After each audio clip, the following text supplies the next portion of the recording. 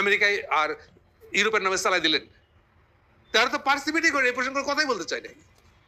এর মানে কি? বলে আপনার এখনই ইলেকশন, এটা তো ইন্ডিয়ান দাবি এবং সঠিকভাবেই বলছে আপনাদেরকে, এবং আপনাদের প্রতিটা আচরণ উচ্চারণে আপনারা ইন্ডিয়ান দালালি করতেছেন। কিন্তু এখন বাইরের মানুষ দেখাই দিবে যে আপনাদের নেতা চাপা মারতেছে, তখন আপনারা কোথায় যাবেন? ওই কর্মী এবার আপনাকে পিটাবে। কথা বুঝছেন? আপনাকে কেন দিছে? বিএনপি তার বড় নেতা নাই? আপনি কবেকার বড় নেতা? আপনি ছিলেন থার্ড রিজ ভিজি অফিস সেক্রেটারি, তার তৃতীয় ব্যক্তি আপনি। এবার বুঝছেন ওই থেকে কই শুট করছেন? 9 বছর ইন্ডিয়া থাকছেন, এই জন্য আপনাকে এত বড় মালা দিতে হচ্ছে পার্টিকে।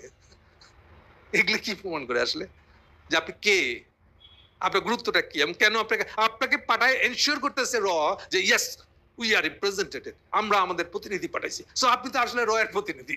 এবার বুঝছেন কোথায় দেখছেন জিনিসটা? এরপরে এর সাথে মিলছে এই যে আপনি মামলা আজকে করতে গেছেন কেন? এটা মিলাবেন কেমনে আপনি?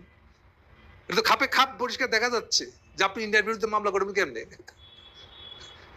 সালুদ্দিন সাহেব, আপনি ভাবছেন এগুলো আপনি লুকায় রাখবেন? পারবেন না। অসততা লুকায় রাখা যায় না, যাবে না, এখনকার সময় তো আরই যাবে না।